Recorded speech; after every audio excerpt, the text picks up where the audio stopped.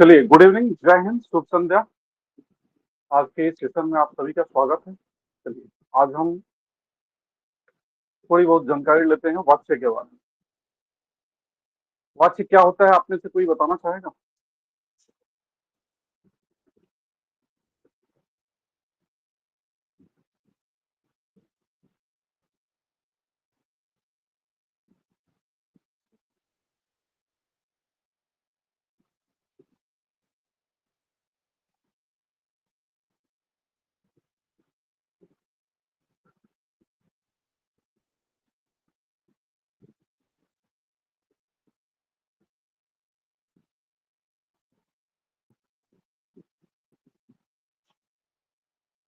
चलिए, वाच्य क्या होता है?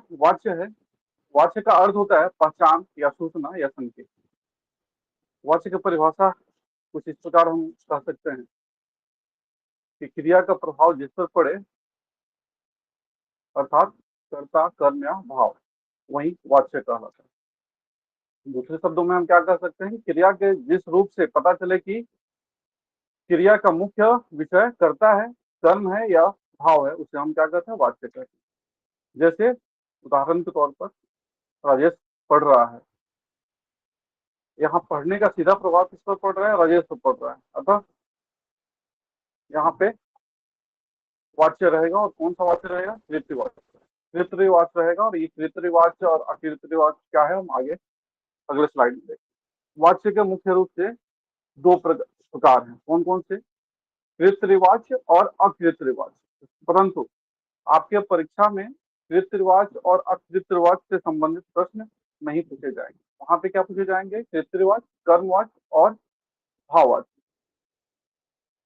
तो मुख्य प्रकार से हम मुख्य रूप से ऐसे हम बोल सकते हैं कि वाच्य कितने प्रकार, वाच्य के कितने प्रकार हैं? तो तीन। कौन कौन से वाच्य हैं? तो कृतवाच्य, कर्मवाच्य और भाववाच्य। कृतवाच्य कौन सा होता है? अच्छा, तो वाच्य पढ़ने से पहले हमें एक चीज समझने की जरूरत है। वो क्या है? क्रिया और कर्म, सॉरी, क्रिया और कर्ता। सबको पता है कि जो डूअर होता है, जो काम करता है, उसको हम कर्ता बोलते हैं। किसी भी वाक्य में जिससे हमें पता चले कि ये काम किसके द्वारा हो रहा है, कौन कर रहा है, जो कर रहा होता है, उसको हम क्या बोलते हैं? कर्ता बोलते हैं। और जहाँ पे बात होती है क्रिया की, तो क्रिया कितने प्रकार के होते हैं सबको पता है। अकर्मक और सकर्मक। सकर्मक क्रिया और अकर्मक क्रिया के बारे में कोई बताना चाहेगा? सकर्मक क्रिया कब समझते हैं हम? कब हम बोलते हैं कि ये सकर्मक क्रिया है? सकर्मक यानी कर्म के साथ, और अकर्मक यानी जो बिना कर्म के आए सर, वो होता है अकर्मक। जी बिल्कुल, जी बिल्कुल, बिल्कुल सही कहा आपने। जहाँ पे कर्म है वहां पे सकर्मक, और जहाँ पे कर्म नहीं है वहां पे अकर्मक, अथवा मतलब कर्म के बिना जो है वो अकर्मक। अच्छा, अब यहाँ पे एक सकर्मक क्रिया समझने के लिए ना एक आसान सा ट्रिक है, आसान सा तरीका है, जो कि आप सबको पता है कि हम वाक्य, जैसे कि एक वाक्य हम लेते हैं कि वह किताब पढ़ता है।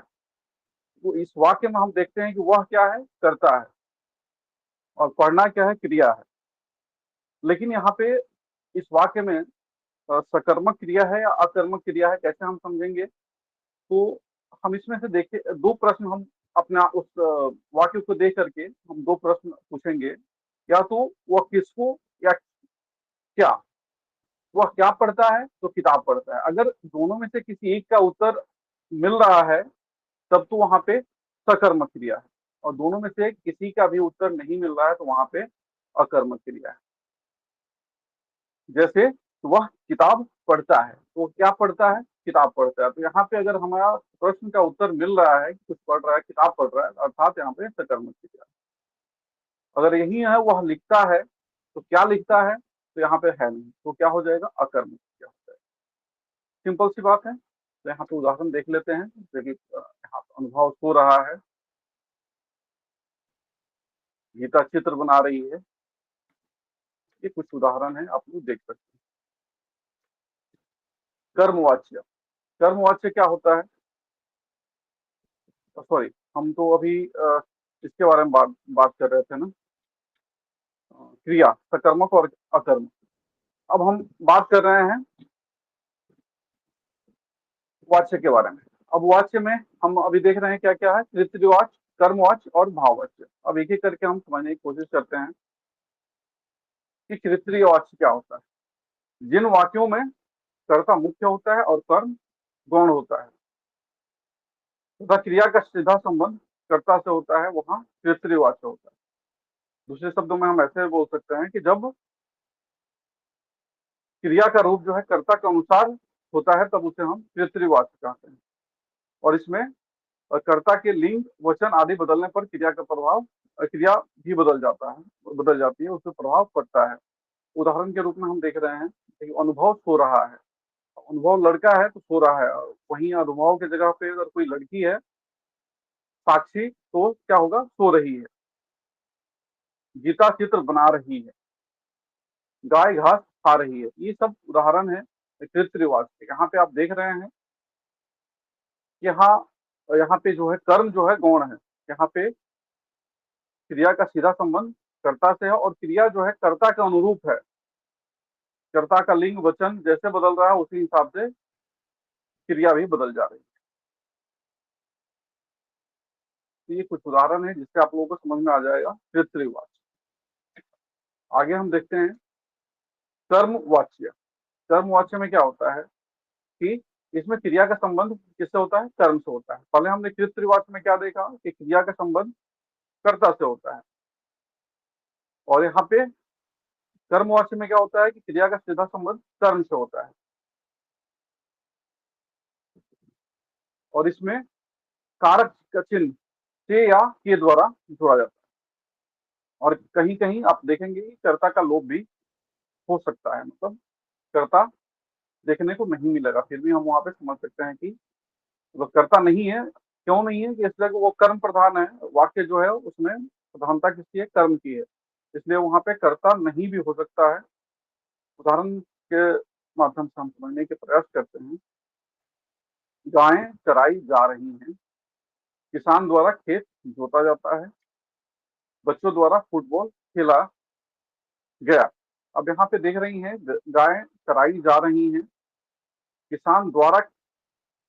अब यहाँ पे प्रथम वाक्य ही देख लीजिए, फर्स्ट वाक्य में गाय चराई जा रही हैं, तो यहाँ पे आप बोलिए कर्ता जो है गाय है? नहीं, गाय जो है कर्ता नहीं है। क्यों? गाय यहाँ पे काम नहीं कर रही है। काम कौन कर रहा है? कोई है जो यहाँ पे नहीं है, कर्ता यहाँ पे नहीं है। देखो किसान जो है गाय चरा रहा है, या फिर राम, मोहन, सोहन, किसी का भी नाम ले सकते हैं कि सोहन जो है गाय चरा रहा है, चाहे सोहन के द्वारा गाय चराई जा रही हैं। तो यहाँ पे एक सोहन कर्ता और उसके साथ जो से, जो कारक का विभक्ति है से या द्वारा, वो दोनों लोप है, दोनों का लोप है। तो यहाँ पे हम, लेकिन फिर भी हम समझेंगे कि यहाँ पे चूंकि कर्म प्रधान है, गाय चराई जा रही है, किसी के द्वारा चराई जा रही है, तो यहाँ पे हम क्या समझेंगे कि यहाँ पे कर्मवाच्य है। दूसरे वाक्य में देख रहे हैं कि हम किसान द्वारा खेत जोता जाता है, तो किसान द्वारा यहाँ पे सीधे विभक्ति चिन्ह और कर्ता दिख रहा है। बच्चों द्वारा फुटबॉल मैच खेला गया। अब यहाँ पे जो कर्म हो रहा है, खेत जोता जाता है। अब किसान के जगह पे अगर किसानों द्वारा खेत, अगर मान लीजिए किसानों हो गया, बहुवचन हो गया, तब भी जो है वहां पे खेत जोता जाता है, हम लिखेंगे वहां पे कर्ता के अनुरूप क्रिया जो है, क्रिया का रूप जो है नहीं बदल रहा है, वहां पे कर्म प्रधान है। ये कुछ उदाहरण है। आगे भाववाच्य देखते हैं। भाववाच्य क्या होता है? जब क्रिया का रूप कर्ता और कर्म के अनुसार न होकर के भाव के अनुसार होता है, तब वहां पे भाववाच्य होता है। उसको समझने का प्रयास करते हैं कि अर्थात इसमें क्या होता है कि भाव की प्रधानता होती है, और भाववाच्य में क्रिया जो है सदैव एक वचन, पुल्लिंग या पुरुष रूप में होती है।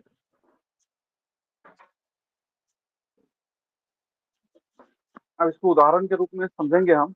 मुझसे होमवर्क नहीं होगा, मुझसे होमवर्क नहीं होगा। अब यहाँ पे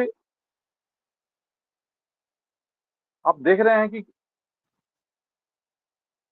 कर्म और कर्ता दोनों मुख्य रूप में नहीं है, दोनों की प्रधानता नहीं, यहाँ पे प्रधानता किसकी है? भाव की प्रधानता है।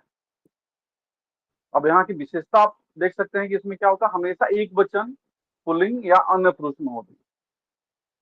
जैसे नानी से चला नहीं जाता, अब नानी यहाँ पे स्त्रीलिंग है, लेकिन यहाँ पे स्त्रीलिंग के हिसाब से चला नहीं जाता। अब नानी की जगह पे अगर नाना शब्द है अगर, तब भी वही होगा, नाना से चला नहीं जाता। जैसे तुमसे खाया नहीं जा रहा है, दादाजी से पढ़ा नहीं जाता। अब यहाँ पे देख रहे हैं आप लोग कि स्त्रीलिंग हो या पुल्लिंग हो, लेकिन जो क्रिया है सब में भाव की प्रधानता है। और सर अ, हेलो। जी भाववाच्य भाववाच्य नकारात्मक होते हैं क्या? नकारात्मक वाक्यों में आते हैं क्या? नहीं, कोई जरूरी नहीं है कि भाववाचक हमेशा नकारात्मक नकारात्मक ही हो। तो अपना सकारात्मक में अगर एक दो उदाहरण समझा सके सर तो, क्योंकि मैंने जहां तक देखा है हमेशा नकारात्मक ही रहता है, इसीलिए पूछ ली मैं। नहीं, बिल्कुल नहीं होता है। सकारात्मक प्रश्न भी, इनमें वाक्य भी होते हैं। हम आगे देखते हैं, आगे जब हम एमसीक्यू कल वाला एमसीक्यू देखेंगे ना, उसमें आपको मिलेंगे प्रश्न, फिर हम चर्चा करेंगे। जी सर। ठीक है। तो मुख्य रूप से मतलब हम प्रमुख रूप से हम बोल सकते हैं कि जैसे यहाँ पे आप देख रहे हैं कि अगर 4 उदाहरण है, चारों में नकारात्मक वाक्य हैं। तो लेकिन सकारात्मक वाक्य भी होते हैं, मतलब हम ऐसा नहीं बोल सकते कि सकारात्मक वाक्य नहीं होते हैं भाववाचक। तो अब इसमें जैसे कि आप लोग देख पा रहे हैं कि अ, आप लोग अभी क्या देखे, वाच्य और वाच्य के भेद, वाच्य के प्रकार। अब कुछ चीजें हैं जो जिसमें कि हमें वाच्य परिवर्तन के से संबंधित भी प्रश्न पूछे जाते हैं हमारे परीक्षा में।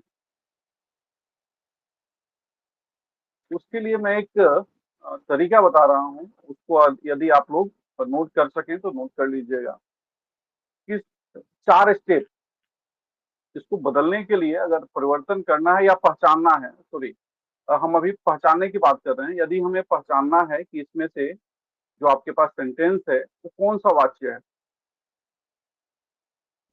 कृत्रिवाच्य है, कर्मवाच्य है या भाववाच्य। आपसे अकृत्रिवाच्य करके प्रश्न नहीं पूछे जाते हैं, सामान्यतः आपसे यही पूछे जाते हैं कि इसमें से कृत्रिवाच्य कौन है, अकृत्रिवाच्य कौन है और कर्मवाच्य कौन सा है।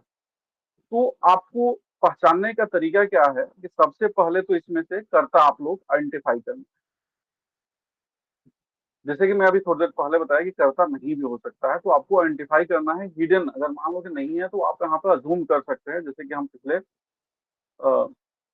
पिछले स्लाइड पे हमने देखा कि हम कर्ता अज्यूम हमने कर लिया कि गाय चराई जा रही थी या चराई जाती हैं, तो किसके द्वारा? तो किसी के द्वारा एक कर्ता वहां पे हमने एक अपने से रख लिया। तो सबसे पहले तो हमें क्या करना है, कर्ता आइडेंटिफाई करना है। कर्ता हमने आइडेंटिफाई कर लिया, उसके बाद हमें देखना है कि उसमें से या द्वारा है कि नहीं। अगर से या द्वारा है, जैसे कि हम अभी देख रहे थे यहाँ पे भाववाच्य और इसके पहले कर्मवाच्य, यहाँ पे दोनों में क्या है कि द्वारा है या से है। अब यहाँ पे प्रथम वाक्य में हम देख रहे हैं गाय चराई जा रही है, तो किसके द्वारा चराई जा रही है? तो किसी व्यक्ति के द्वारा चराई जा रही है। राम, मोहन, सोहन, कोई भी हो सकता है। तो यहाँ पे भी मतलब यहाँ पे या तो से या तो द्वारा होना चाहिए। अगर नहीं है तो क्या होगा? तो कर्मवाच्य भी नहीं होगा और भाववाच्य भी नहीं होगा, तो फिर क्या हो जाएगा? कृत्रिवाच्य हो जाएगा।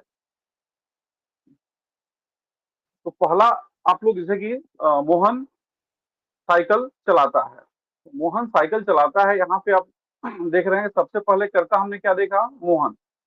उसके बाद हम हमें नेक्स्ट स्टेप में क्या देखना है कि वहां पे से या द्वारा चिन्ह है कि नहीं है या नहीं है, से या द्वारा या के द्वारा है या नहीं है। अगर है, अगर नहीं है तो क्या होगा? वो कृत्रिवाच्य हो जाएगा।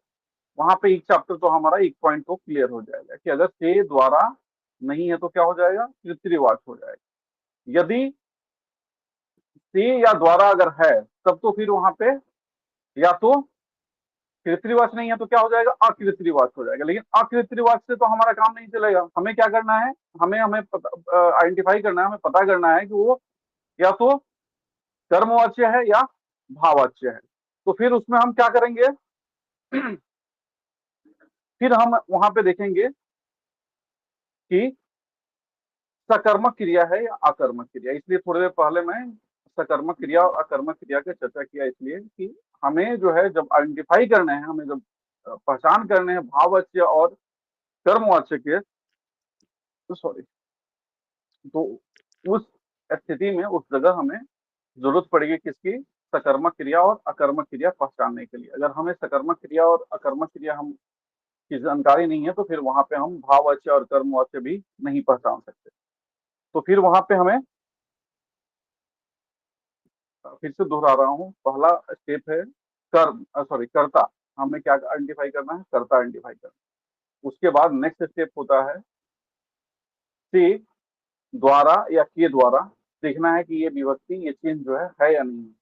अगर इन तीनों में से कुछ भी है तो या तो तब हम आगे थर्ड स्टेज में जाएंगे, या तो फिर कर्मवाच्य हो सकता है या भाववाच्य हो सकता है, और तीनों में से कुछ भी नहीं है तो क्या हो जाएगा, तृतीयवाच्य हो जाएगा। अब ये कर्मवाच्य कब होगा, जब सकर्मक क्रिया है वहां पे तो कर्मवाच्य हो जाएगा, और अकर्मक क्रिया है तो भाववाच्य हो जाएगा। ये कुछ उदाहरण के माध्यम से हम आगे समझेंगे। अच्छा, अब हम देखते हैं वाच्य परिवर्तन। सबको पता है वाच्य परिवर्तन के से संबंधित भी कई प्रश्न होते हैं।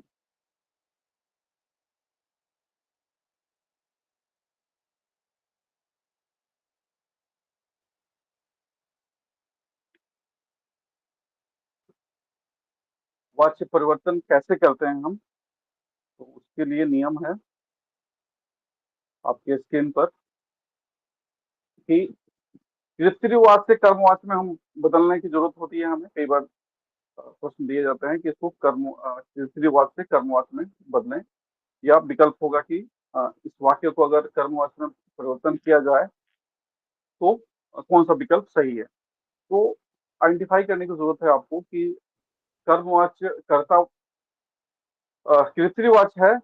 अभी हम जब आइडेंटिफाई कर रहे थे उसमें हम देख रहे थे कि अगर से या द्वारा अगर नहीं है तो तृतीयवाच्य है। तो यहाँ पे अब हमें कर्मवाच्य में बदलना है तो क्या करना पड़ेगा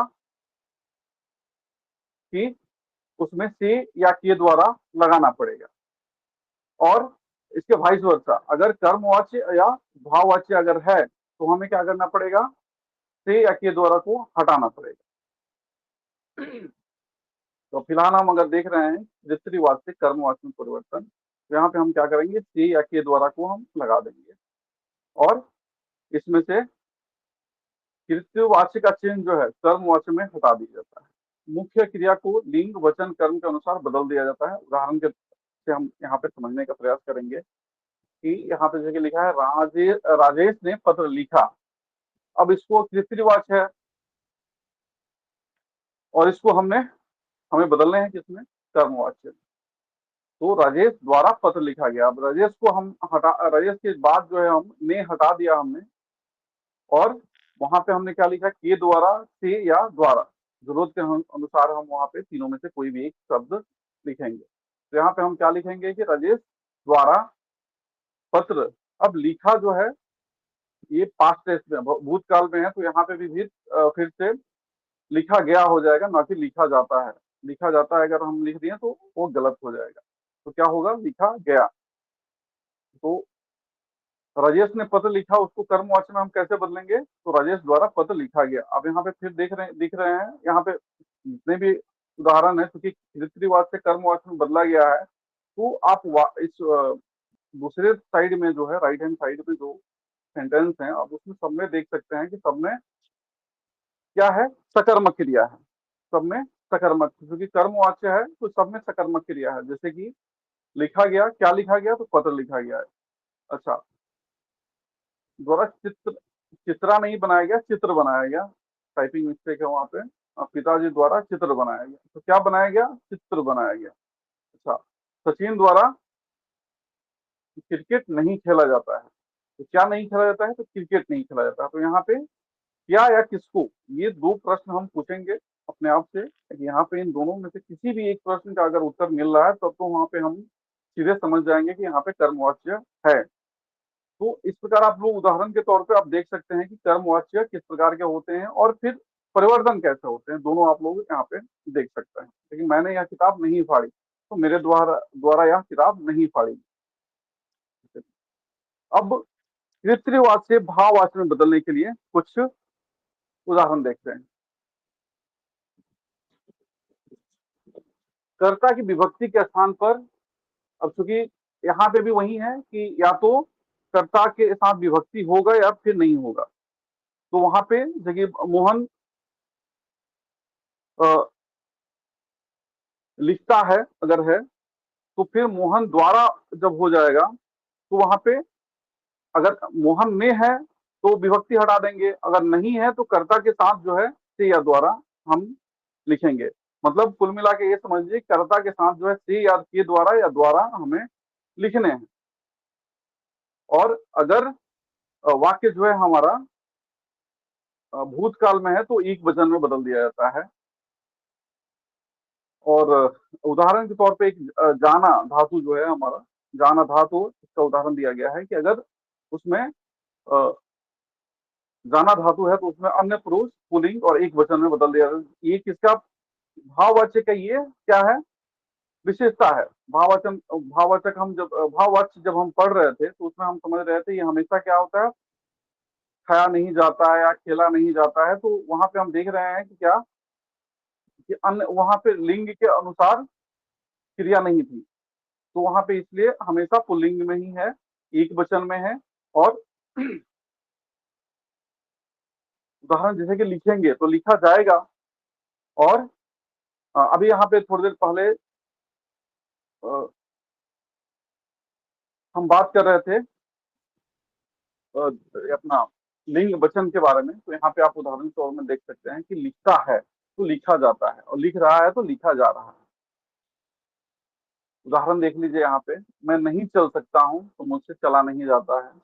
वह रोज नहीं नहाते हैं तो छात्र रोज नहीं नहाते हैं। तो इसका क्या हो जाएगा भाववाच्य? छात्रों से रोज नहीं नहाया नहाया नहीं जाता। अब यहाँ पे देखिए, अब जैसे कि मुझसे नहीं चला जाता है, तब क्या अगर हम इस प्रश्न में देखेंगे क्या, तो क्या है? नहीं है। तो इससे स्पष्ट होता है कि यह कर्मवाच्य नहीं है, इसमें अकर्मक क्रिया है, सकर्मक क्रिया नहीं है, इसलिए कर्मवाच्य नहीं हो सकता है। क्या होगा, मतलब ये आइडेंटिफाई करने के लिए अगर इस प्रकार के वाक्य दिए जाए आपके सामने हो और आपसे पूछा जाए कि आप बताइए कि भाववाच्य है या कर्मवाच्य है।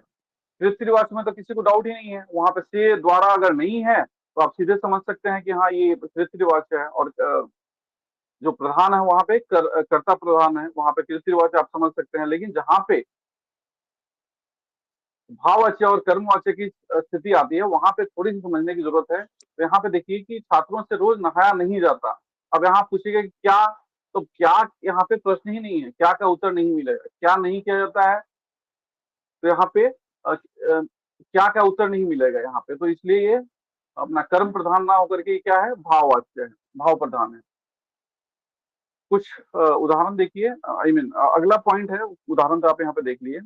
अगला पॉइंट है कि भाववाच्य या कर्मवाच्य से तृतीयवाच्य में परिवर्तन। तो भाववाच्य या कर्मवाच्य दोनों में से दोनों प्रकार के प्रश्न, दोनों प्रकार के अपने वाक्य हो सकते हैं। और उससे हमें तृतीयवाच्य में बदलना है तो सबसे आसान काम है ये कि इसमें हमें क्या करना है कि द्वारा से ये है उसको हटा देना है सबसे पहले। जैसे कि छात्रों द्वारा परीक्षा दी गई, तो हम क्या करेंगे, छात्रों ने परीक्षा दी या छात्र परीक्षा दिए। तो अब यहाँ पे दोनों तरीके से हम लिख सकते हैं, छात्रों ने परीक्षा दी या छात्र परीक्षा दिए, दोनों ही क्या होगा, तृतीयवाच्य होगा। मेरे द्वारा पतंग उड़ाई जा रही है, अब उसको, अब यहाँ पे मेरे द्वारा जब हम द्वारा हटाएंगे तो क्या हो जाएगा, मैं हो जाएगा, और मैं पतंग उड़ा रहा हूं। वर्तमान काल में है तो यहाँ पे भी वर्तमान काल में ही हमारा रीति-रिवाज में भी हम वर्तमान काल में ही रहें, कि हमें काल नहीं बदलने हैं, इस बात का विशेष ध्यान रखने हैं। पशुओं द्वारा खाया नहीं गया, तो पशुओं ने नहीं खाया, पशु नहीं खाए या पशुओं ने नहीं खाया, दोनों तरीके से हम लिख सकते हैं। हमसे दौड़ा जा रहा है या हम दौड़ रहे हैं, इसको हम बदलेंगे तो क्या हो जाएगा, हम दौड़ रहे हैं। क्या उनके द्वारा चला जाएगा, तो क्या वे चल सकेंगे। अब यहाँ पे देखिए थोड़ा सा अलग तरह के उदाहरण है कि क्या उनके द्वारा चला जाएगा, इंट्रोगेटिव प्रश्नवाचक वाक्य है, तो वहां पे उसको हम क्या वे चल सकेंगे, इस प्रकार से इसको हम परिवर्तित करेंगे।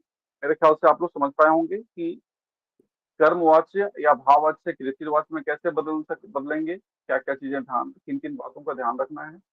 रीति-रिवाज से कर्मवाच्य में बदलते समय हमें किन किन बातों का ध्यान रखना है, और रीति-रिवाज से भाववाच्य में बदलने के लिए हमें किन किन बातों को ध्यान रखना है। और कुछ उदाहरण में आपके सामने है कि कर्मवाच्य का कहाँ कहाँ प्रयोग होता है।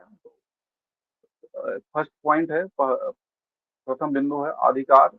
अधिकार आदेश या गर्व प्रकट करने के लिए या आदेश देने के लिए इस प्रकार के वाक्य का प्रयोग किया जाता है। जैसे कि हम जब वाक्य हम पढ़ते हैं तो हमें ये समझ में नहीं आता है कि कहाँ पे हमें मतलब इस प्रकार के सेंटेंस, इस प्रकार के वाक्य जो है केवल परीक्षा की दृष्टि से ही हमें आइडेंटिफाई करने के लिए समझना है, या फिर हमारे डे टू डे लाइफ में भी इस प्रकार के वाक्य जो है देखने को मिलते हैं, या फिर हमें उनका मतलब यूज करना पड़ेगा। तो ये जस्ट आपकी जानकारी के लिए कुछ उदाहरण है कि अधिकार आदेश या गर्व प्रकट करने के लिए उदाहरण है, सोमवार को मीटिंग की जाएगी, यह हलवा हमसे नहीं खाया जाएगा, उसे माफ कर दिया जाए। तो इस प्रकार के ये कर्मवाच्य के उदाहरण हो गए। अच्छा, असमर्थता बताने के लिए कि अब मुझसे बोला नहीं जाता, इतना बोझ नहीं लादा जा सकता, ये असमर्थता जता रहे हैं वाक्यों के माध्यम से।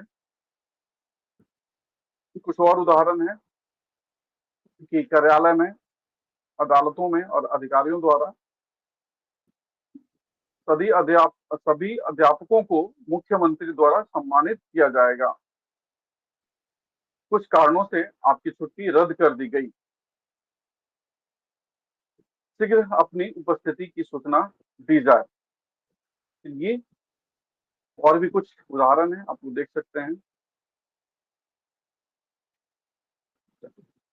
ये तो रहे हमारे वाच्य। अब आगे जो है हम अव्यय के बारे में थोड़ा सा हम देख लें, अव्यय क्या हो।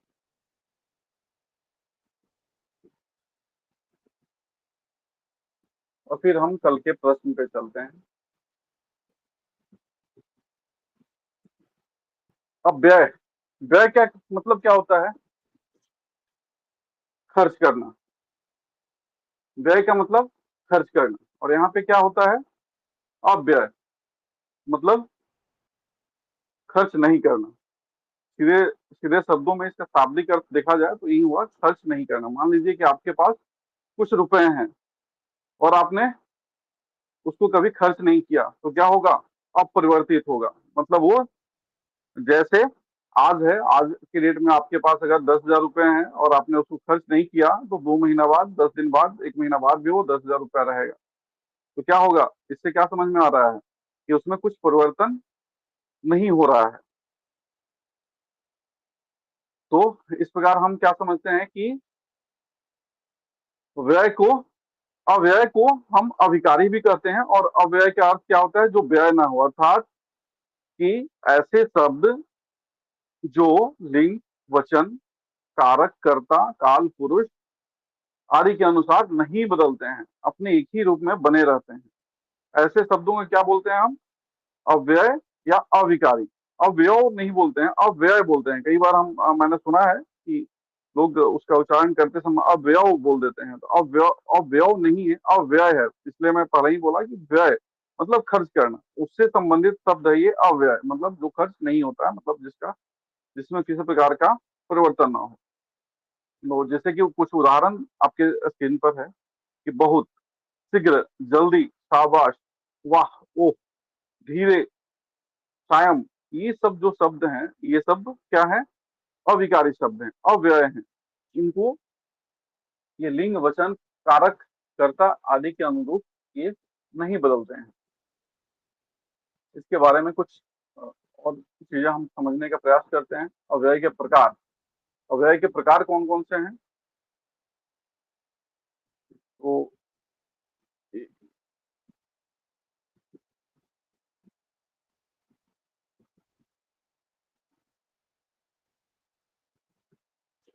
अच्छा, रविंद्र फुटबॉल खेलता है, ये कौन सा वाच्य है? आप लोग अभी तक कुछ सीखे, कुछ समझे या नहीं? उम्मीद करता हूँ कि ये सब चीजें तो आप लोग पहले से जानते हैं। रविंद्र रविंद्र फुटबॉल खेलता है, इसमें कौन सा वाच्य है? कर्तृवाच्य। ओके, ठीक है। तो इसको हम कर्मवाच्य में बदलना है। तो क्या हो जाएगा कर्मवाच्य में हम बदलेंगे तो? रविंद्र द्वारा फुटबॉल खेला रविंद्र जाता द्वारा है। फुटबॉल खेला जाता है। बिल्कुल सही जी।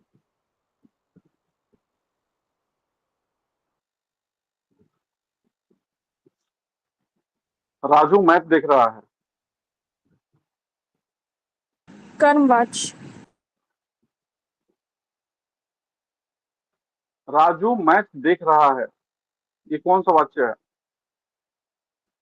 सर कर्मवाच्य होगा। नहीं, कर्तवाच्य। कर्तृवाच्य होता। हाँ, वही मैं बता रहा हूँ। देखिए, मैं आइडेंटिफाई करने का तरीका पहले ही बताया कि अगर से, द्वारा अगर नहीं है, मतलब अंग्रेजी के हिसाब से मत समझ लीजिए कि अगर एक्टिव वॉइस में है तो वो तृतीयवाच्य हो जाएगा, अगर पैसिव वॉइस में है तो वो या तो कर्मवाच्य हो गया या होगा या भाववाच्य होगा। तो अगर सिंपल से अगर एक्टिव वॉइस में है तो वहां पे कुछ दिमाग लगाने की जरूरत नहीं है। वहां पे अगर एक्टिव वॉइस में है अर्थात कि वहां पे से नहीं होगा, द्वारा नहीं होगा। अगर मैं बोल रहा हूँ कि राजू मैच देख रहा है, इसका मतलब इसमें राजू के बाद जो है ना तो से है ना द्वारा है।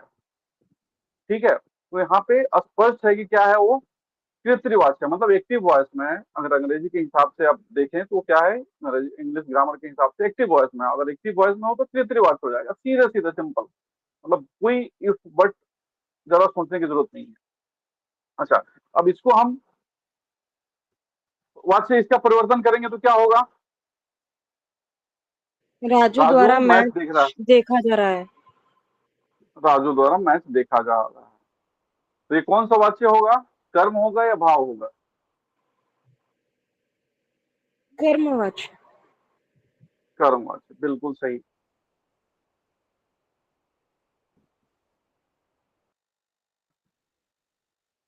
अच्छा, माँ के द्वारा बच्चों को नहलाया जा चुका था, ये कौन सा वाच्य है? कर्मवाच्य सर। सर। बिल्कुल। अब इसको हम वाच्य परिवर्तन करेंगे तो किसमें होगा ये? कर्म से कहाँ पे जाएगा? भाव में नहीं जाएगा। कर्म से या भाव से सीधे कहाँ पे आएगा? तृतीय में आएगा। तो तृतीय वाच्य क्या होगा? माँ के द्वारा बच्चों को नहलाया जा चुका था। इसको माँ हम ने बच्चों परिवर्तन को करेंगे। नहलाया था। हाँ, माँ ने बच्चों को नहलाया था या नहला चुकी थी। माँ बच्चों को नहला चुकी थी, ये ऐसे अगर बोलें तो ये ज्यादा सुटेबल रहेगा।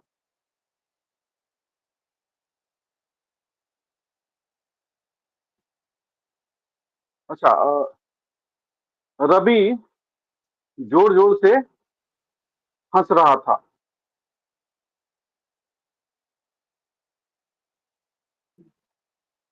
कौन सा वाच्य है? रवि जोर जोर से कर्तृ। हंस रहा, कर्तरी, बिल्कुल। और इसको बदलेंगे हम किसमें?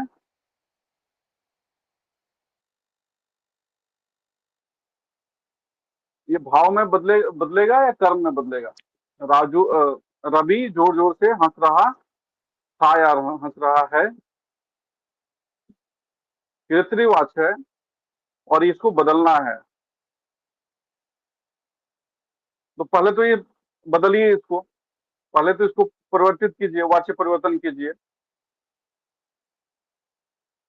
क्या होगा, वाच्य परिवर्तन कीजिएगा तो क्या सेंटेंस बनेगा, रवि जोर जोर से हंस रहा है है अगर वर्तमान काल में है, ठीक है, इसको परिवर्तित कीजिए, वाच्य परिवर्तन कीजिए।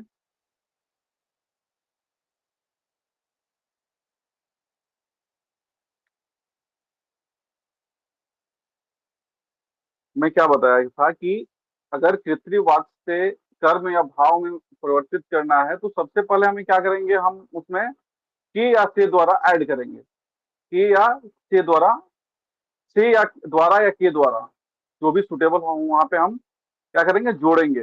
तो रवि जोर जोर से हंस रहा है, तो क्या यहाँ पे हो गया, रवि के द्वारा, जोर जोर से हंसा जाता है।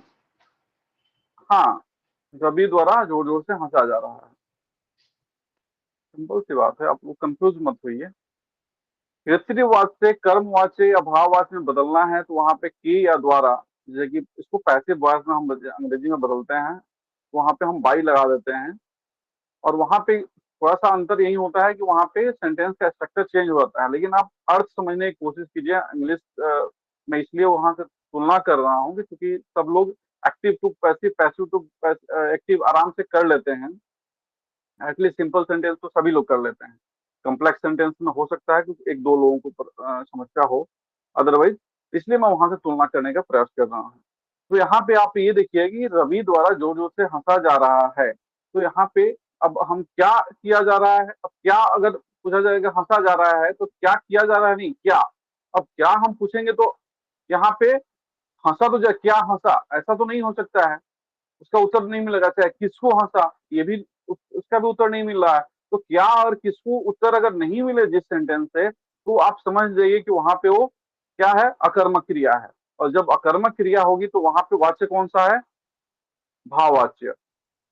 सकर्मक क्रिया है तो कौन सा वाच्य है, कर्मवाच्य। अगर अकर्मक क्रिया है तो कौन सा वाच्य है, भाववाच्य। क्लियर, समझ में आ गया, नहीं, मैं क्या समझाऊं, नहीं सर, आ गया है। आ गया ना, अच्छा चलिए ठीक है, तो ऐसी बात है। तो भाववाच्य की पहचान बताइए, कोई भी किसी सेंटेंस में को देख करके कैसे समझेंगे, अब ये मैं के बीच में अब व्यय को रोक करके, और मैं असमर्थता इसलिए का मैं बोध होता है सर, जैसे असमर्थता का बोध होता है इसमें मेनली, जैसे मोहन द्वारा खेला नहीं जाता। असमर्थता का बोध होता है, चलिए ठीक है। और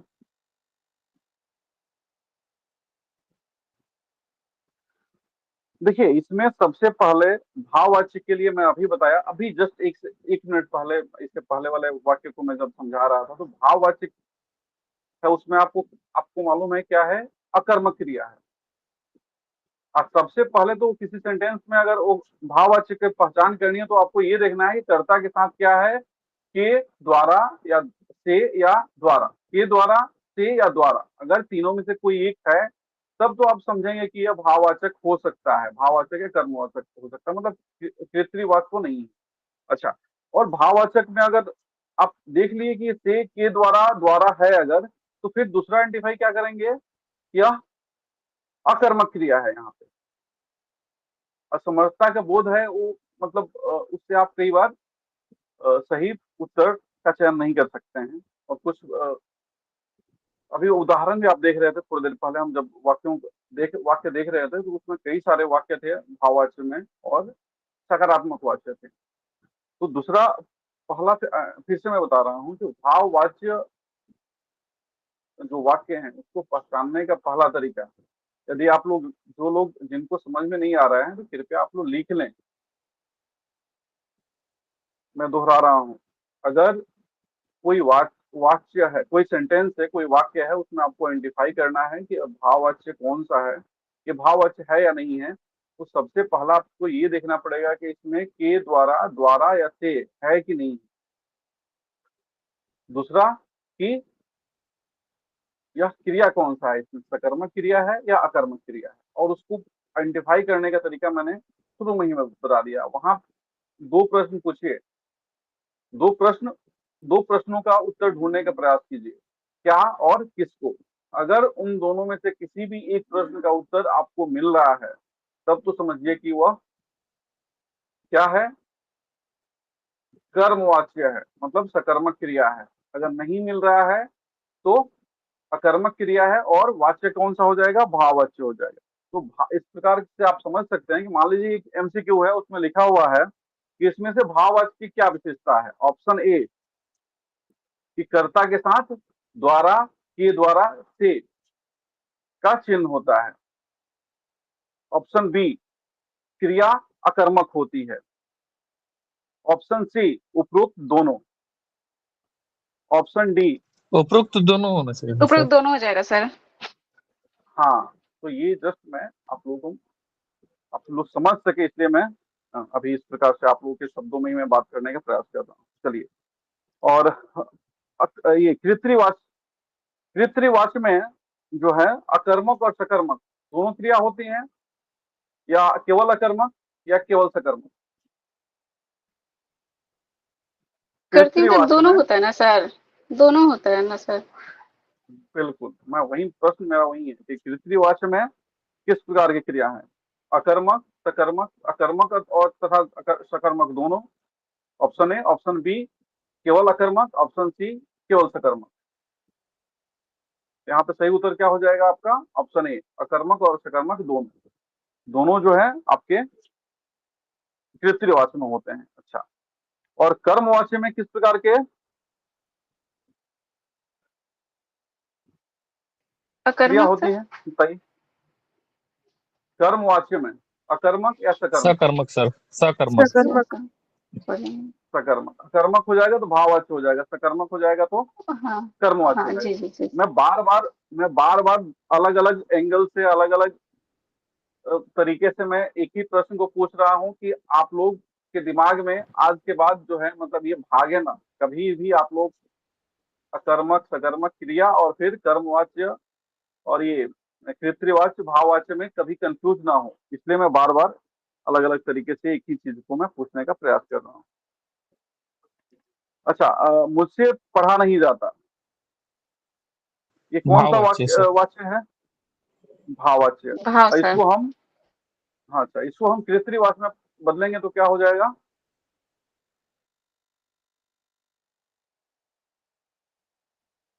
सब बिल्कुल आसान है, सबसे आसान कृत्रिवाच्य में बदलना है। आप लिख लीजिए, लिख के बदलने के प्रयास कीजिए, अगर ऐसे आप नहीं, मतलब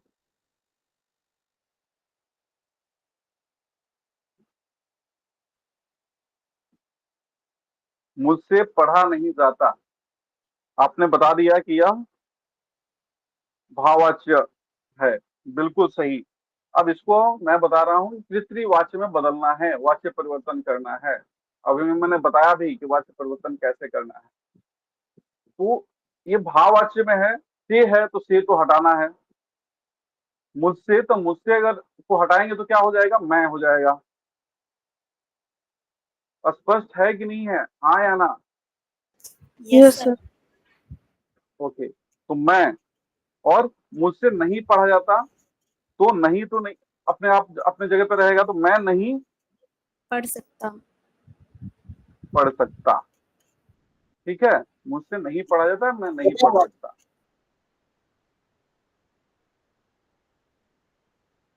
अच्छा, क्रिया के जिस रूप से, मतलब वाक्य में क्रिया के जिस रूप से कर्म की प्रधानता हो, उसे हम कौन सा वाच्य कहते हैं। कर्मवाच्य। बिल्कुल आसान था, इससे आसान कुछ नहीं हो सकता। पुलिस द्वारा चोर पकड़ा गया, कौन सा वाक्य कर्मवाच्य है। सर। कर्मवाच्य। कर्मवाच्य। बिल्कुल, क्या पकड़ा गया, चोर पकड़ा गया। क्या मतलब चोर, यहाँ पे पकड़ा, क्या पकड़ा, चोर पकड़ा, मतलब यहाँ पे सकर्मक क्रिया है, और सकर्मक क्रिया है तो वाच्य हो जाएगा कर्मवाच्य। चलिए, तो ये इस प्रकार से आप लोग, मतलब मैं थोड़ा सा उदाहरण आप लोग से पूछता इसलिए किया कि आप लोग भी मतलब समझ पाए थोड़ी बहुत, जो भी जिनके भी मन में जो डाउट हो रहा होगा या नहीं समझ पा रहे होंगे, समझे होंगे अभी तक, तो अब तो क्लियर हो गया होगा। अभी चलिए हम आते हैं बैक टू अव्यय। अव्यय पे हम बात कर रहे थे कि अव्यय क्या होता है, कि ऐसे शब्द, ऐसे पद जिस पर लिंग, वचन, कर्ता, कारक का प्रभाव नहीं पड़ता है उसको हम क्या बोलते हैं? अव्यय बोलते हैं। कुछ उदाहरण आपके सामने हैं। आगे फिर और भी हम उदाहरण के माध्यम से हम और समझने का प्रयास करेंगे। अव्यय के प्रकार कौन-कौन से हैं? तो अव्यय के 5 प्रकार होते हैं। मेरे ख्याल से आप सबको पता है ये सब चीज़ें, जस्ट हम एक बार रिकॉल करने का प्रयास कर रहे हैं। क्रिया विशेषण अव्यय, संबंध बोधक अव्यय, और आगे बताइए आप में से कोई और क्या-क्या है? समुच्चय बोधक, वेरी गुड। समुच्चय बोधक और विस्मयादि बोधक, उसमें आदि निपात, बिल्कुल, और निपात। Very good. ये 5 प्रकार के अव्यय होते हैं, सबको पता है। अब यहाँ पे क्रिया की विशेषता को बतलाने वाले जो शब्द होते हैं वो क्रिया के विशेषण कहलाते हैं। अब यहाँ पे क्रिया की विशेषता, जैसे कि आप क्रिया विशेषण का परिभाषा हम समझते हैं पार्ट्स ऑफ स्पीच में, उसी हिसाब से यहाँ पे भी क्रिया विशेषण का भी वही काम होता है और वही शब्द है, वही चीज है यहाँ पे अव्यय के रूप में हम पढ़ रहे हैं। जो क्रिया विशेषण हम पढ़ते हैं संज्ञा, सर्वनाम, विशेषण, क्रिया विशेषण, बस वही चीज है यहाँ पे। जस्ट हम उसको एक अव्यय के रूप में हम समझने का प्रयास कर रहे हैं। यहाँ पे जैसे कि कुछ उदाहरण दिए गए हैं कि किरण मधुर गाती है, धीरे बोल कोई सुन लेगा। अब यहाँ पे मधुर और धीरे जो है, अब किरण के जगह पे अगर कोई लड़का भी है, श्याम है, श्याम मधुर गाता है। मधुर शब्द जो है वो क्या है? क्रिया की विशेषता को बतला रहा है। क्रिया क्या है? गाना, और गाने की विशेषता क्या है? मधुर। लेकिन मधुर शब्द पर किसी का प्रभाव नहीं पड़ेगा, चाहे वो अगर यहाँ पे हम तो लिंग देख लिए, किरण के जगह पे मोहन आ जाएगा तब भी मधुर अपने जगह पे ही है, बिल्कुल नहीं बदलने वाला है।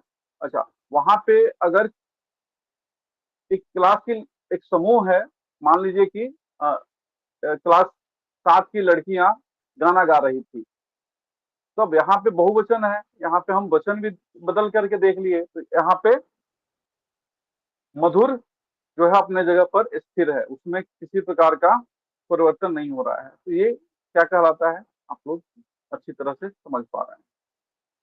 चलिए, अब क्रिया विशेषण के भी कुछ अलग अलग भेद हैं। कौन कौन से भेद हैं? तो कालवाचक, स्थानवाचक, परिमाणवाचक और रीतिवाचक। अब इसको समझने के लिए ना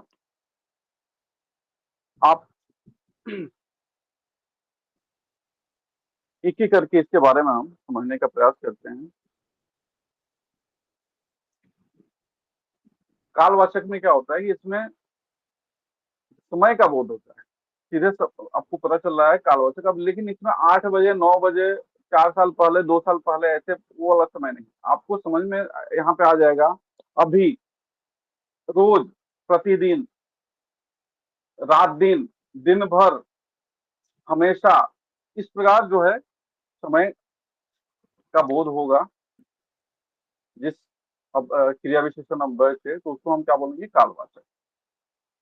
उदाहरण के तौर पर, उदाहरण के से ही आप लोग अच्छा से समझ सकते हैं। जैसे कि नीचे बहुत सारे उदाहरण दिए गए हैं कि दिन भर, रात दिन, सदा, आज, अभी, तब, जब, ये सब प्रतिदिन, नित्य, ये जो हैं ये सब कालवाचक क्रिया विशेषण के उदाहरण।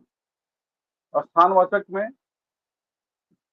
जैसे समझ सकते हैं कि स्थान और दिशा, स्थानवाचक में यहाँ पे स्थान और दिशा दोनों हमें इससे प्रसिद्ध होते हैं, दोनों हमें इससे, उस शब्द से दोनों का बोध होता है। जैसे कि सूर्य अंदर पढ़ रहा है, कहाँ पढ़ रहा है? तो मतलब कमरे के अंदर पढ़ रहा है या क्लास के अंदर पढ़ रहा है, तो अंदर पढ़ रहा है, तो यहाँ पे अंदर पढ़ रहा है। अच्छा, प्रभा ऊपर नाच रही है, कहाँ नाच रही है? ऊपर, मतलब छत के ऊपर हो सकता है।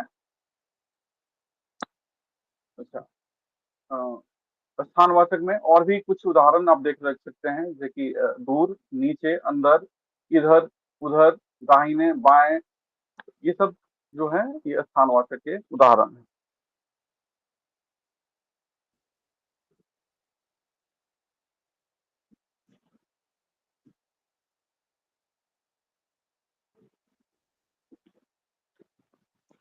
रीतिवाचक, अच्छा, एक चीज और समझिए, ये रीतिवाचक क्या है? रीतिवाचक में आप इसका रीति मतलब क्या होता है रीति, जो शब्द है उसको समझने की कोशिश कीजिए कि रीति मतलब किसी चीज का तरीका, प्रकार, ढंग, ये सब जो होता है वो क्या है, रीतिवाचक होता है।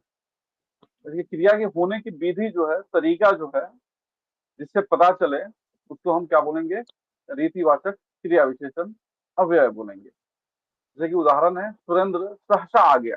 कैसे आ गया, किस प्रकार आ गया, और ढंग, आने का ढंग क्या है, आने का तरीका क्या है, तो सहसा, ये एक शब्द है, वो क्या है, रीतिवाचक है। ये रीतिवाचक जो है थोड़ा सा आप लोगों को समझने में परेशानी होगी, तो चार आप प्रश्न कीजिएगा तब आसानी से आप लोग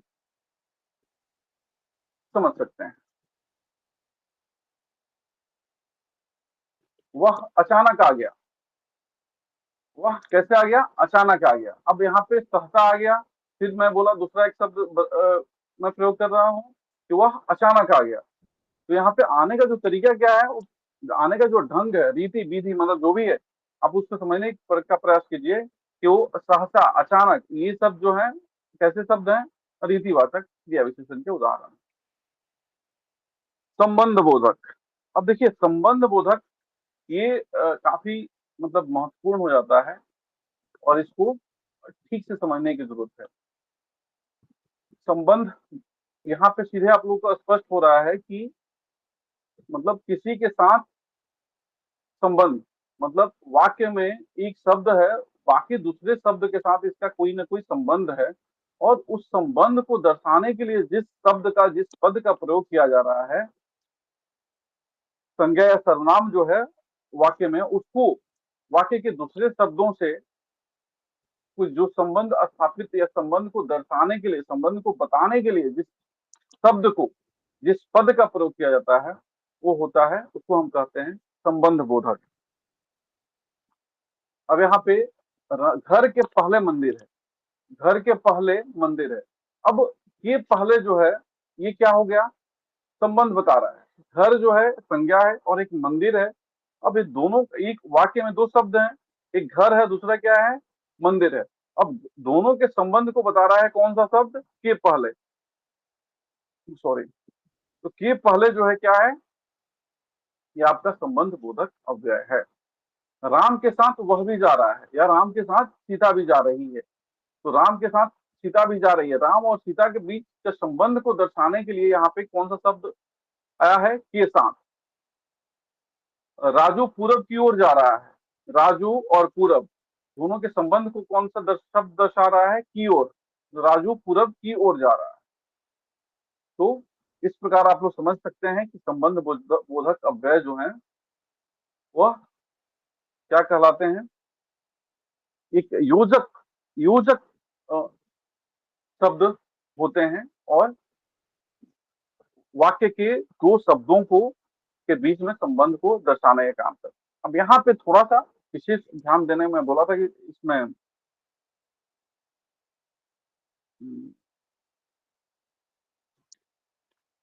संबंध बोधक पे विशेष थोड़ा सा ध्यान देने के लिए हम आगे हम बढ़ते हैं समुच्चय बोधक। तो समुच्चय बोधक जो आपका अव्यय है, उसमें क्या होता है कि दो मतलब पद बंधु और उपवाक्यों के बीच में इससे भी संबंध स्थापित किया जाता है। अब उसमें और इसमें थोड़ा सा अंतर है। पहले वाले क्या था, संबंध बोधक, इसमें हम क्या देख रहे थे, घर के पहले राम के साथ। अब इसमें क्या है कि दो शब्दों के बीच यहाँ पे ये संबंध दर्शा रहे थे। समुच्चय बोधक में क्या होता है कि दो पद, मतलब पद यानी कि वाक्यांश हो सकते हैं, दो वाक्यांश हो सकते हैं। उदाहरण से हम आप अच्छा से समझ सकते हैं कि दो वाक्यांश हो सकते हैं और दोनों वाक्यांशों को जोड़ने के लिए समुच्चय बोधक अव्यय का प्रयोग किया जाता है। जैसे राम और सीता पढ़ रही है। अब राम और सीता, यहाँ पे सीधे राम, वहां पे भी संबंध था, देखिए यहाँ पे भी संबंध था के पहले के साथ, और यहाँ पे भी संबंध है समुच्चय बोधक, लेकिन इन दोनों का संबंधों को अलग अलग तरीके से आप लोग को समझने की जरूरत है। अच्छा, दूसरा उदाहरण देखिए तो उससे और आपको स्पष्ट हो जाएगा कि माँ, मैं भाग कर गया, फिर भी गाड़ी निकल गई। अब यहाँ पे दो सेंटेंस है और दोनों सेंटेंस को, दोनों वाक्यों को किस शब्द से जोड़ा जा रहा है? फिर भी। तो मैं भाग कर गया एक सेंटेंस है और गाड़ी निकल गई, दो अपने आप में स्वतंत्र सेंटेंस वाक्य बन रहे हैं। और उसको, उसके बीच योजक जो पद है, योजक शब्द है, कौन सा है? फिर भी। तो ये फिर भी जो है क्या है? समुच्चय बोधक शब्द है। अब यहाँ पे समझने की जरूरत है हमें, इसका भी दो प्रकार हैं, मतलब दो उप वर्ग हैं, दो उप प्रकार हैं। कौन कौन से? एक समान अधिकरण, ऐसे समझिए इसको, समान अधिकरण समुच्चय बोधक। और दूसरा व्याधिकरण, समान अधिकरण और दूसरा व्याधिकरण। हाँ, तो समान अधिकरण में आप समझने की कोशिश कीजिए इसको कि समान और अधिकरण, मतलब समान वर्ड से इसको आप आइडेंटिफाई कीजिएगा। कैसे? कि अगर दो वाक्य है, दोनों को वाक्यों को अगर जोड़ा जा रहा है तो वो क्या होगा? समान अधिकरण होगा। अब इसमें ये कौन कौन से होते हैं? और, तथा, एवं, या, ये जो तीन चार उदाहरण जो मैं बता रहा हूं, ये समान अधिकरण समुच्चय बोधक के उदाहरण हैं।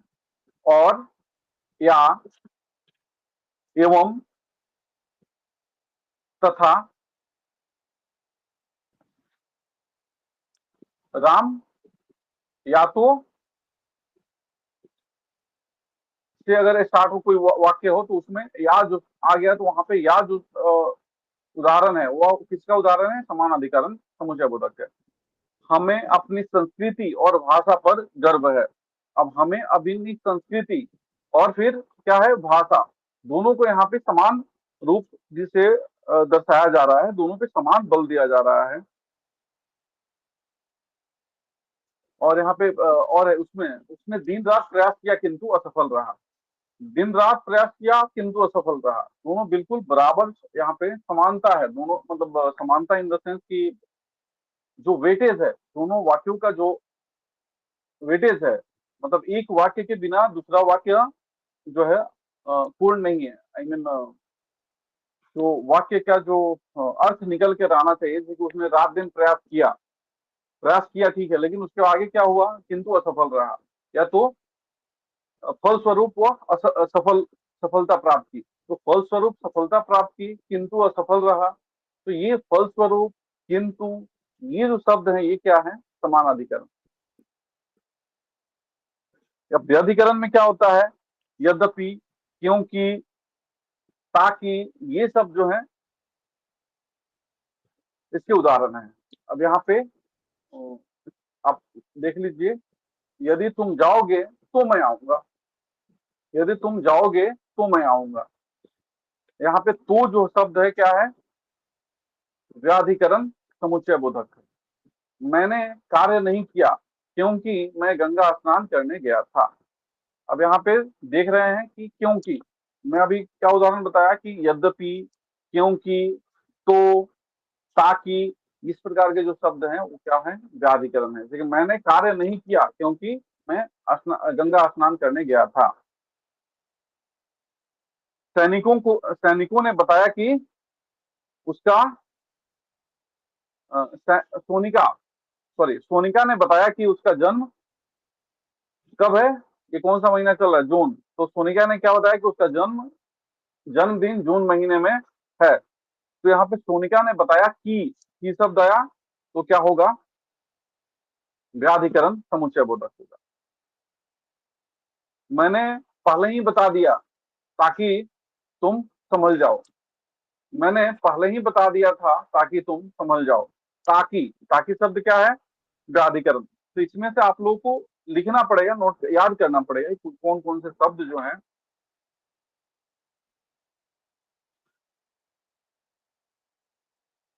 अच्छा, अब हम क्या देख रहे थे यहाँ पे? समुच्चय बोधक देख रही है। अब अगला जो है वो क्या है? विस्मयादि बोधक है। अब विस्मयादि बोधक सबसे आसान सा है कि इसमें जो है अरे, शाबाश, इस प्रकार के शब्द होते हैं। और इनके साथ जो है विस्मयादि बोधक का जो चिन्ह होता है, विस्मय सूचक चिन्ह होता है, उसका प्रयोग किया जाता है। और कुछ उदाहरण है कि अगर हर्ष बोधक है तो वाह, शाबाश, सुख है तो हाय, अरे, विस्मय बोधक, ओह, क्या, क्या, सरप्राइज जब हम देते हैं, आशीर्वाद, जीते रहो, विजयी हो, तिरस्कार में जैसे हम कहते हैं, या नकारात्मक जगह छी, धिक, ये स्वीकार बोधक से अच्छा, जी। तो ये जो शब्द हैं ये विस्मयादि बोधक के उदाहरण है, और ये सबसे आसान है। इसमें मेरे ख्याल से आप में से कोई भी किसी को भी परेशानी नहीं होगी। अच्छा, जो किसी पद के बाद लगकर उसके अर्थ पर गंभीरता से बदल दे, उन पदों को निपात कहते हैं। ये भी समझने की जरूरत है, और इसमें आप लोग उदाहरण के तौर पे अच्छा से समझ जाएंगे, और किसी प्रकार की गलती होने की संभावना नहीं रहेगी। बाकी सब जो विस्मयादि बोधक है उसको थोड़ा उसमें, और ये निपात में आपको ज्यादा परेशानी की जरूरत नहीं है। परेशानी किसमें होती है? तो संबंध बोधक में और समुचय बोधक में। उसके शब्दों को आपको एक दो बार पढ़ने की जरूरत है, उनको याद करने की जरूरत होगी। यहाँ पे देखिए कि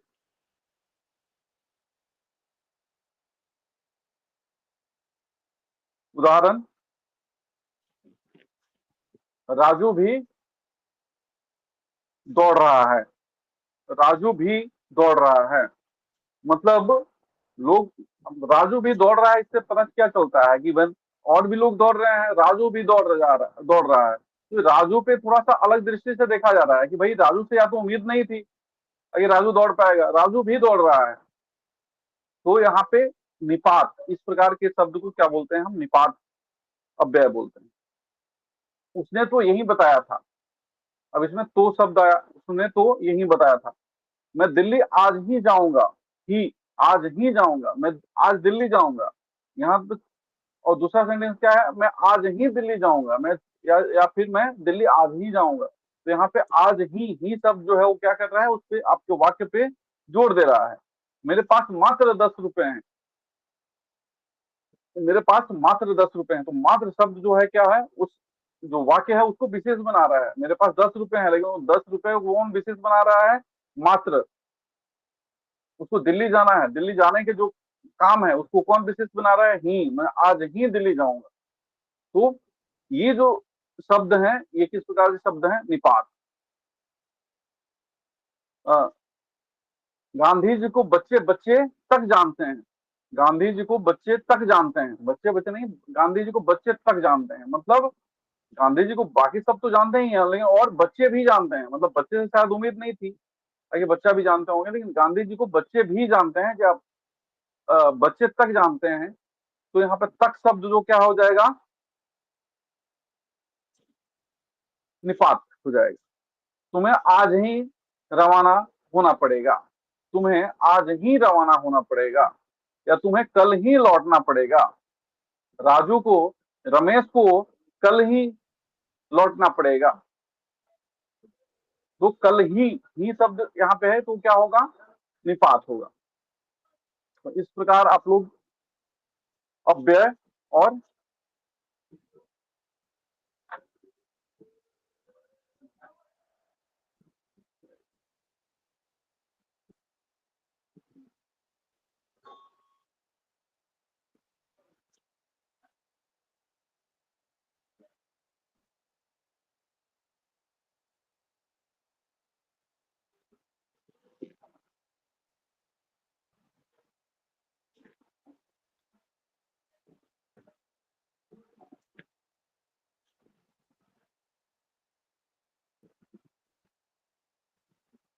कल आप लोग मॉक टेस्ट अटेम्प्ट किए थे? जी सर। जी सर। अच्छा, तो उस प्रश्न को आज करना है, करना चाहते हैं या नहीं, या फिर दोबारा आप लोग अटेम्प्ट करेंगे अभी क्लास होने के बाद? अपना अभी आपने क्लास कर लिया, कुछ समझ लिए, उसके बाद आप लोग दोबारा उसको अटेम्प्ट करेंगे या? बताइए। सर अभी करने से थोड़ा ज्यादा क्लियर हो जाता। चलिए, तो आप लोग प्रश्न बताएंगे और मैं जो है आपके सामने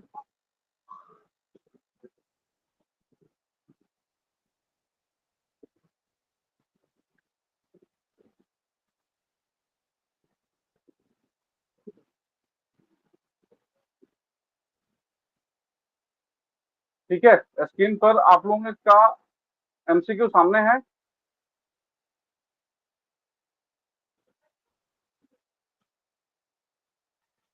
क्या क्लास में कोई है या नहीं है? हाँ सर, दिख रहा है स्क्रीन में। चलिए, तो आप लोग बताइए यहाँ पे अब पहला का उत्तर बताइए। जी सर, हमेशा ठीक हमेशा है? ही होगा 2 नंबर। हाँ हाँ। इसमें बताइए, एक पद वाक्यांश या उपवाक्य का संबंध दूसरे पद वाक्यांश या उपवाक्य को जोड़ने वाले अव्यय को क्या बोलते हैं? समुच्चय बोधक। समुच्चय बोधक। ए समुच्चय नंबर बोधक होगा सर, समुच्चय बोधक। मनोज निकम्मा है इसलिए सब उसे घृणा करते हैं। वाक्य में रेखांकित शब्द कौन सा अव्यय है?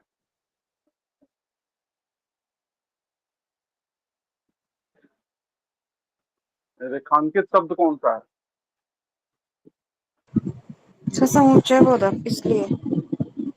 इसलिए वोट को किया गया।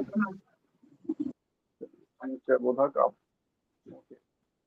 स्थानवाचक क्रिया विशेषण के भेद हैं।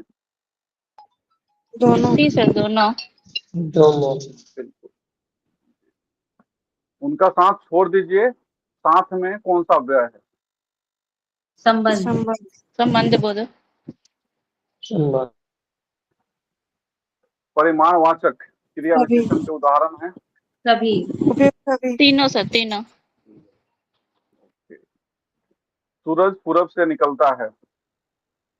वाक्य में रेखांकित शब्द मतलब यहाँ पे स्थानवाचक पूर्व हो पूरब जाएगा से। सर। बिल्कुल। ऐसे क्रिया विशेषण जो बिना रूपांतर के किसी विशेष स्थान पर आते हैं उन्हें कहा जाता है।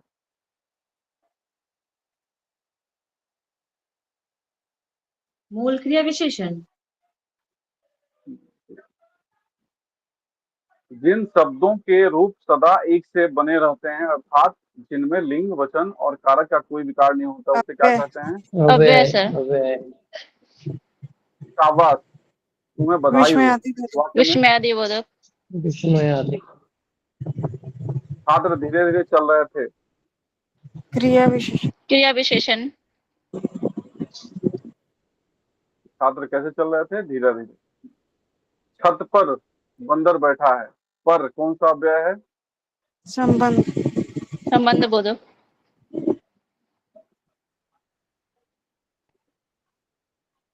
इसमें से कौन सा विस्मयादि बोधक लास्ट अव्यय है? चाहे क्या। चाहे। चलिए, आप थोड़ा जल्दी बताइए, प्रश्न आप लोग खुद पढ़ पा रहे होंगे या फिर पढ़ने की जरूरत है मुझे? रीतिवाचक होगा सर। रीतिवाचक सर, जोर से। ठीक है। अभी शायद मेरे ख्याल से आप लोग सब लोग देख पा रहे होंगे अच्छा से। रीतिवाचक। मात्र। मात्र सर, मात्र। निपात। निपात। निपात।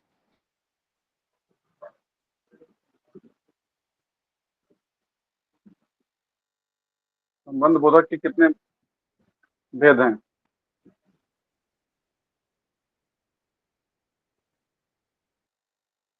नहीं बताइए। पता सर। कई है सर। अभी तो हम संबंध बोधक का हम अभी तो हम देखे थे।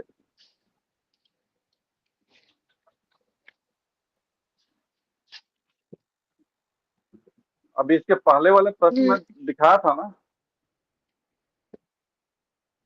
चलिए, यहाँ पे कौन सा टिक करूं बताइए, आप लोग बताइए कि वहाँ पे 8 की सर, बहुत सारे इसके टाइप सर। चलिए 8 करके देखते हैं। शब्दों में प्रत्यय जोड़कर बने क्रिया विशेषण को क्या कहते हैं? यौगिक। यौगिक। यौगिक। अव्यय के कितने भेद हैं? 4। 4 4। 5। 5 या 4? निपात को नहीं लिया जाता है ना सर। 4। क्यों नहीं लिया जाता है सर सर बताइए? सर 5 5। हाँ हाँ सर, लिया जाता है 5 सर।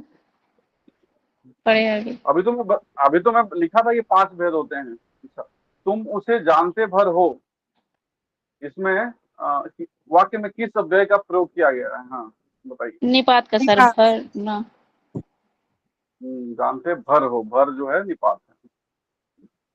बताइए आगे। हाँ, इनमें से निपात का चयन कीजिए। तक तक सर। तक। वह चाय के साथ नमकीन खा रहा था। संबंध बोधक। संबंध। संबंध बोधक। बिना किसी अन्य के मेल में आए स्वतंत्र रूप से आने वाले क्रिया विशेषण को क्या बोलते हैं? मूल मूल सर। पढ़ाई मात्र से सब कुछ नहीं मिल जाता। नि- वाक्य में निपात। मात्र होगा निपात सर। निपात।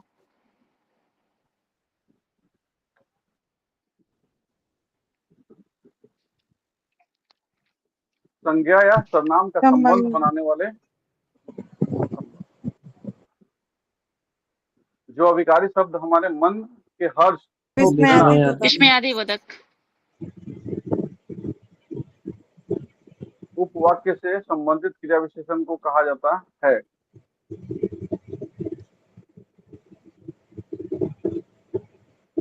संयोजक।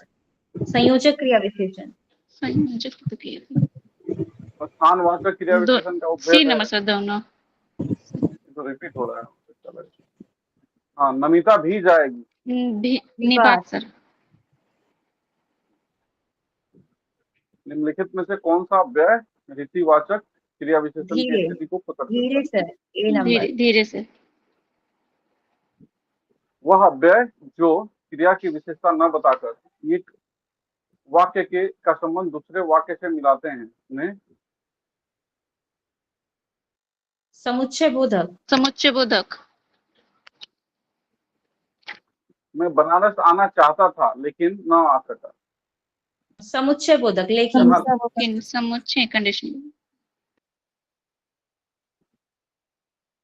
बाहर जाओ वाक्य में अव्यय का प्रयोग हुआ है। विस्मयादि बोधक।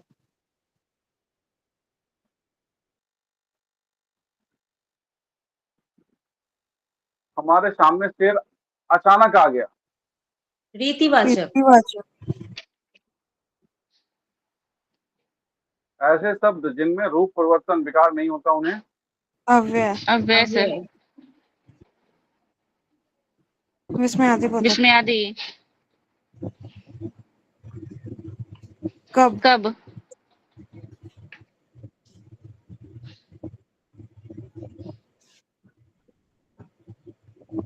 सभी। सभी। ही। ही सर निपात हो जाएगा।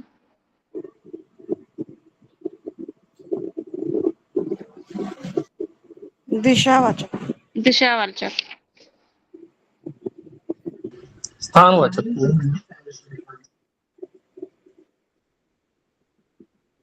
सभी। इसमें बताइए। हो जाएगा सर। सभी सभी।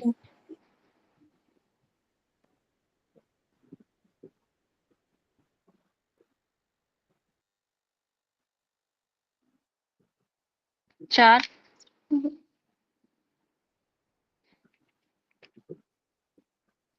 एक 10। निपात। निपात। विस्मयादि। विस्मयादि बोधक। विस्मयादि बोधक।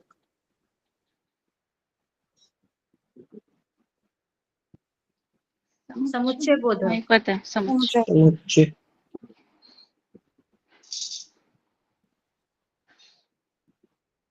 क्योंकि। क्योंकि। क्योंकि।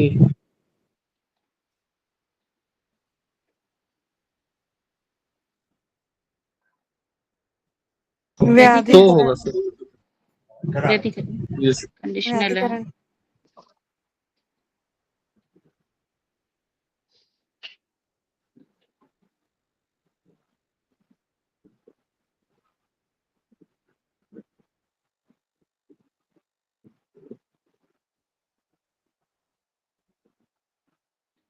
इसका अनुबद्ध होता है क्या?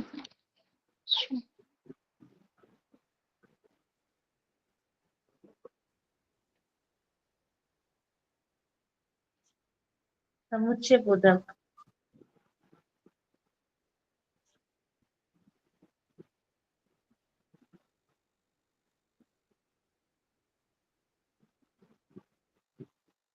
ये वाक्य रिपीट हुआ है, इसमें आदि बताइए। बोधक। क्रिया विशेषण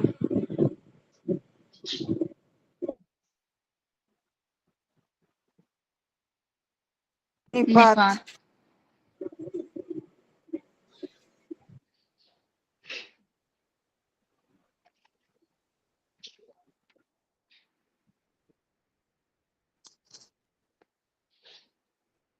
याद नहीं है, बोलिए। टिक किस पे किया 4 जाए, भी नहीं याद है तो बताइए कोई। अच्छा 6। अच्छे नंबर, ओके, 4 ठीक है। क्योंकि क्योंकि रिपीट हुआ से। क्योंकि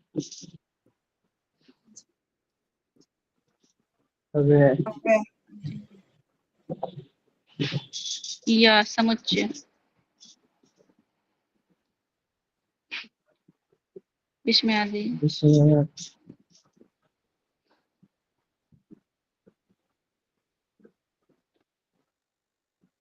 समुच्चय संबंध बोधक सर, इसलिए। है।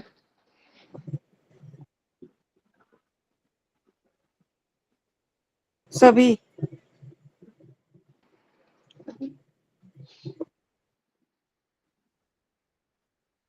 क्रिया क्रिया विशेषण। क्रिया विशेषण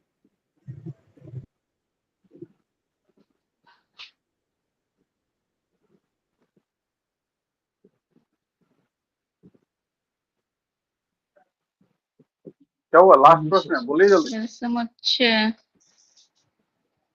मुझसे अधिक है तो क्रिया विशेषण होना चाहिए। क्रिया विशेषण है।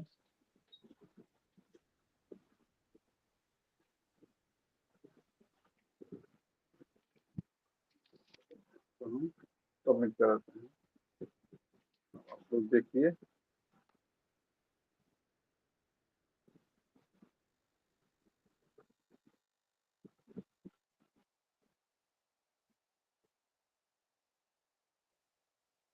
ये क्या हुआ,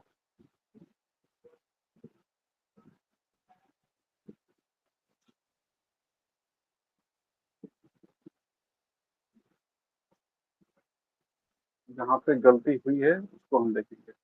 अब यहाँ पे क्या था, उनका सांस छोड़ दीजिए, इसमें सांस में कौन सा अव्यय है, तो सांस छोड़ना की बात हो रही है, छोड़ दीजिए। यहाँ पे संबंध नहीं है, यहाँ पे क्या है, क्रिया है। तो इसके साथ में सांस छोड़ दीजिए, यहाँ पे क्रिया हो रही है ना, क्रिया को क्या करना है, मतलब यहाँ पे क्रिया की विशेषता को बता रहा है। क्या छोड़ना है तो साथ छोड़ना है। हाँ हाँ हाँ, चलिए ठीक है। अब यहाँ पे क्या है कि ऐसे क्रिया विशेषण जो बिना रूपांतरण के किसी विशेष स्थान पर आते हैं। अब देखिए यहाँ पे क्या लिखा हुआ है, कीवर्ड पकड़िए, कहाँ पे आता है, विशेष स्थान। स्थान पर आते हैं, उन्हें उन्हें स्थानीय कहते हैं, स्थानीय क्रिया विशेषण क्या है।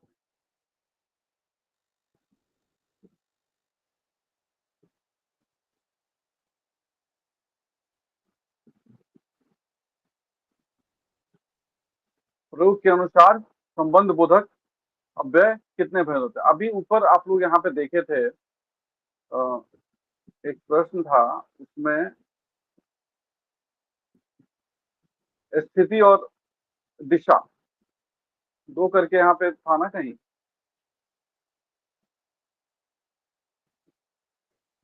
और आप लोगों ने उत्तर क्या दिया था, 8 दिया था। चलिए, अब व्यय के कितने भेद है, 5, ठीक है।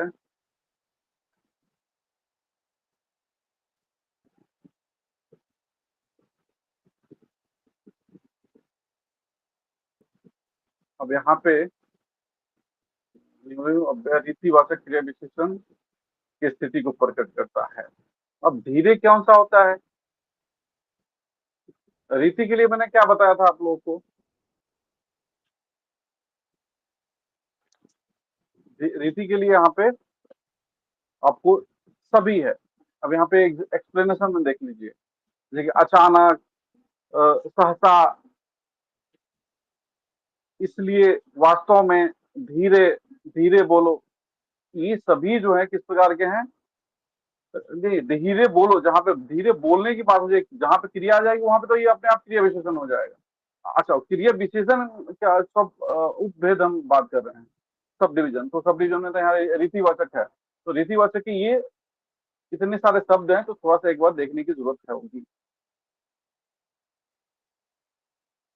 अब यहाँ पे बाहर जाओ, बाहर जाओ दोनों बार आप लोगों ने विस्मयादिवादक विस्मयादिबोधक को आप लोगों ने टिक किया है। इसके बाद 2 बार आया है, रिपीट हुआ प्रश्न दोनों बार, मैं पूछा भी था आप लोग को। देखिए अब यहाँ पे सीधे दिख रहा है कि यहाँ पे जाने की बात हो रही है। कहाँ जाना है? बाहर जाना है। क्रिया की विशेषता को बता रहा है ना यहाँ पे। जाओ, कहाँ जाओ? बाहर जाओ। अच्छा, यहाँ पे चिन्ह है कहीं? विस्मयादिबोधक का चिन्ह है? नहीं है। तो यहाँ पे विस्मयादिबोधक का तो प्रश्न ही नहीं उठता है।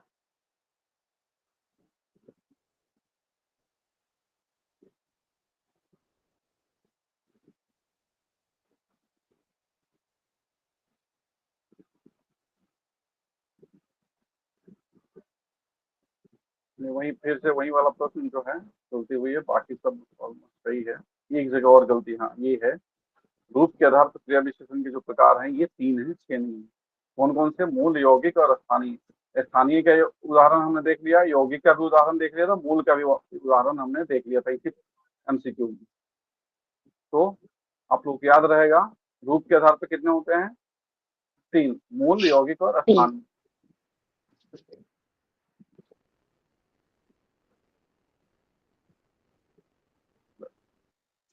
चलिए, कुल मिला के अच्छा रहा। आप लोगों ने मात्र 2-3 ही गलत किए हैं, बाकी सब सही किए हैं।